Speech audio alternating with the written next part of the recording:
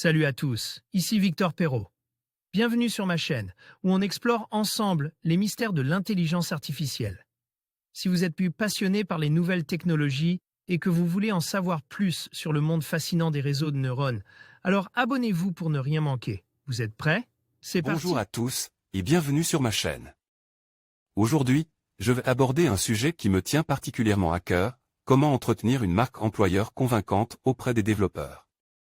Dans cette vidéo, je vais partager avec vous des stratégies et des conseils pratiques pour attirer et fidéliser les talents dans le domaine du développement. Nous verrons ensemble l'importance de la culture d'entreprise, des opportunités de formation et de l'engagement des équipes. Restez avec moi pour découvrir comment faire briller votre marque employeur et séduire les meilleurs développeurs. Sur les métiers en tension, ceux pour lesquels les entreprises peinent à recruter, la marque employeur joue un rôle essentiel. Au-delà des critères très techniques, l'image d'un employeur auprès d'une communauté de professionnels peut faire la différence. Au Web 2D, Alban Dumouya, ex-CTO du NUMA, anime une table ronde sur le sujet avec 3 personnes confrontées à ces problématiques. Nadia Schur, Marcom directeur de Faber Novel Technologies, Jean Lebrumand, CTO de Brigade et Nicolas Baron, CTO de Meilleur Agent. Voici les principaux enseignements que nous pouvons tirer de leur expérience sur ce sujet. La relation entre les services RH et techniques est essentielle. On s'accorde sur le fait qu'au début, les startups gèrent leur recrutement en autonomie. Les premiers membres du projet en recrutent d'autres, sans l'appui d'un service RH.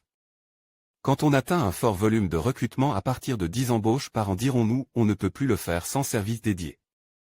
L'appui d'un spécialiste du recrutement permet de se décharger d'une responsabilité, bien que les binômes métiers, RH jouent un rôle essentiel dans la réussite des recrutements, souligne Nicolas Baron.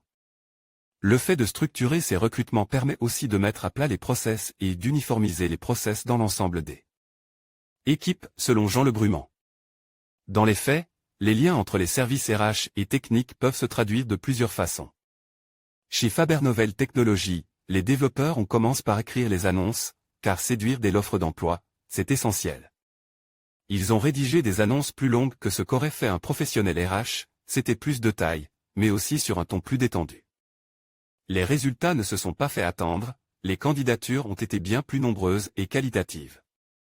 Pour la marque employeur, il est important que la plume technique soit visible et que les langages soient les mêmes. Afin que le process soit cohérent, les candidats échangent avec les experts techniques dès le premier entretien. Nicolas Baron insiste aussi sur les arguments des entreprises. Il faut en finir avec la culture ping-pong ou baby-foot et arrêter de vanter l'intérêt du toboggan pour descendre en salle de pause. La qualité des locaux a un impact, mais il faut du contenu plus ambitieux, plus intéressant pour convaincre un développeur. Travailler les missions, le projet, susciter l'intérêt. Les structures à forte croissance attirent, qu'on soit féru de tech ou du produit. L'intérêt des projets développés concerne tous les métiers, en particulier les seniors qui ont besoin de quelque chose en plus qu'un simple challenge technique. Les principaux vecteurs de la marque employeur. Afin d'entretenir la marque employeur, plusieurs canaux existent. Chez Faber Novel Technologies, on s'appuie sur un blog, sur des meetups et on soutient les initiatives des développeurs. Sur le blog, les collaborateurs sont encouragés à rédiger du contenu, valide en amont par les pairs. Certains freins existent, des développeurs ont peur de ne pas rédiger du contenu intéressant. On le teste d'abord en interne pour motiver les personnes. Et pour que l'argument « désolé je n'ai pas le temps » ne tienne pas, on dégage du temps, et des ressources, aux collaborateurs qui s'investissent pour que ce temps consacré à l'entreprise n'empiète jamais sur leur temps personnel. Jean Lebrumand rejoint la marque comme directeur de Faber Novel Technologies sur ces points et conseille aux entreprises d'investir les communautés de développeurs déjà constitués. Chez Brigade, on s'est également investi dans le développement d'une technologie open source. Ce choix n'a pas permis d'augmenter les candidatures, mais l'intérêt des candidats en entretien était clairement palpable. Ils étaient convaincus, nous avions réussi à faire la différence avec nos concurrents sur le marché de l'emploi. Le rôle de la cooptation dans le recrutement des développeurs. On parle souvent de la communauté des développeurs. Ce mot n'est pas anodin. On est sur un marché de l'emploi relativement restreint, où il n'est qu'à peine exagéré de dire que tout le monde se connaît. Ce lien important entre ces professionnels et le contexte de tension sur le marché de l'emploi encourage logiquement la cooptation dans les entreprises. Dans certaines entreprises, les primes accordées atteignent des sommets, 30 000 € pour un développeur chez HubSpot, selon Alban Dumouya, et 10 000 chez certains GAFAM. Au-delà de ces chiffres un peu fous, comment les entreprises peuvent encourager leurs collaborateurs à coopter leurs pairs? Chez Brigade, plus de la moitié de l'équipe est issue de la cooptation. Cela s'explique aussi car nous sommes petits, nous avons peu de budget, nous recrutons principalement des juniors. On crée des équipes jeunes mais à fort potentiel. C'est moteur, mais cela a aussi un effet clanique, pervers. Des groupes soudes peuvent se former, mais ils auront parfois du mal à collaborer avec les autres groupes, et les éléments externes auront également du mal à s'intégrer. Le CTO de Meilleur Agent rappelle aussi que la cooptation n'est pas anodine pour celui qui coopte. Le salarié engage sa responsabilité auprès de ses pairs, ils prennent un risque et certains ne le veulent pas.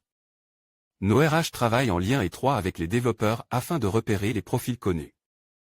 Et on va plus loin, lorsqu'on recrute une personne et qu'un lien est identifié avec un salarié, ancien collègue, ancien condisciple. On accorde une prime au salarié même si celui-ci n'a pas directement présenté le candidat. On estime que le salarié joue un rôle dans le recrutement en parlant de l'entreprise et en donnant envie aux candidats de nous rejoindre.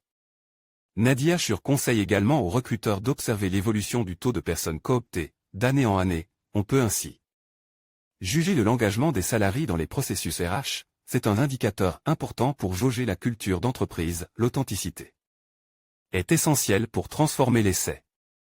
Après avoir attiré et convaincu les candidats, les entreprises sont unanimes, il faut les fidéliser.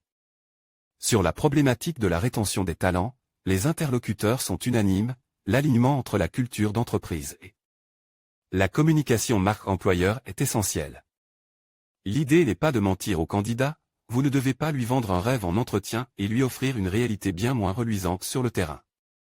D'ailleurs, comme l'a très justement souligné Lucie de Beaumoret, Happy to meet you, lors des échanges avec les interlocuteurs, cette distorsion entre la communication externe et la réalité interne peut créer des frictions avec les collaborateurs qui ne se retrouvent pas dans la marque employeur assumée par les services RH. La transparence est très importante à ce sujet. Pour éviter cet écueil, Nadia Schur rappelle qu'il faut commencer par dresser l'état des lieux de la culture d'entreprise avant de travailler sa mise en avant en externe, et non l'inverse. Nicolas Baron propose quant à lui de bien impliquer les collaborateurs dans les process, rédaction des offres d'emploi, des billets de blog, etc. Car la communication marque employeur passe également par ces canaux. Sur la rétention des talents, les intervenants rappellent aussi que la proposition de carrière joue un rôle et doit être réfléchie.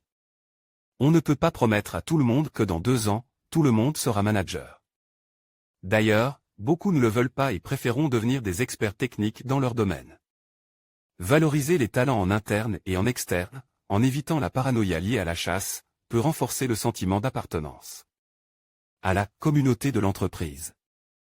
Bien gérer les départs pour ne pas détériorer sa marque. Dernier sujet sensible évoqué au Web 2D, la gestion des départs, qu'il s'agisse de licenciement, de démission ou de rupture conventionnelle. Il s'agit d'un moment à ne pas négliger, sous peine de voir sa marque employeur dégradée. L'ambassadeur peut ainsi se transformer en détracteur, et une personne mécontente en parle à beaucoup d'autres personnes.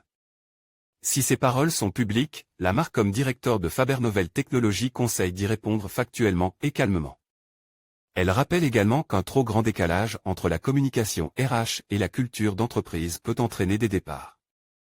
Complique, étant donne la déception des salariés qui s'en vont. Enfin, selon Jean Le Brumand, le désalignement entre un salarié et une entreprise est possible, le fait de ne plus être en phase avec son entreprise doit être géré de la manière la plus saine possible, pour éviter tout conflit. Même dans des cas compliqués, un licenciement par exemple, on doit éviter toute animosité, toute montée en pression et rester factuel. Dans un contexte professionnel conscrit, ce n'est pas parce qu'une personne ne répond pas ou plus aux besoins de l'entreprise que cette personne est mauvaise et cela ne signifie pas qu'elle ne sera plus jamais utile à l'entreprise. On peut aider ces personnes à se réinsérer rapidement pour que la séparation soit la plus fluide possible.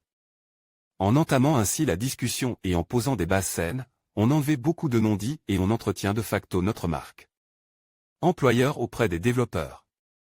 Voir les formations, trouver une formation développement web, voir les offres d'emploi, trouver un emploi de développeur. En conclusion, Entretenir une marque employeur convaincante auprès des développeurs nécessitait une approche stratégique et authentique.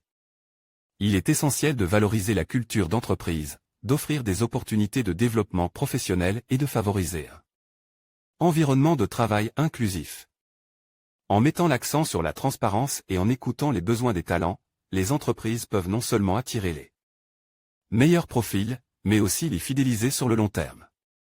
Investir dans une marque employeur solide est un atout précieux pour se démarquer dans un marché compétitif.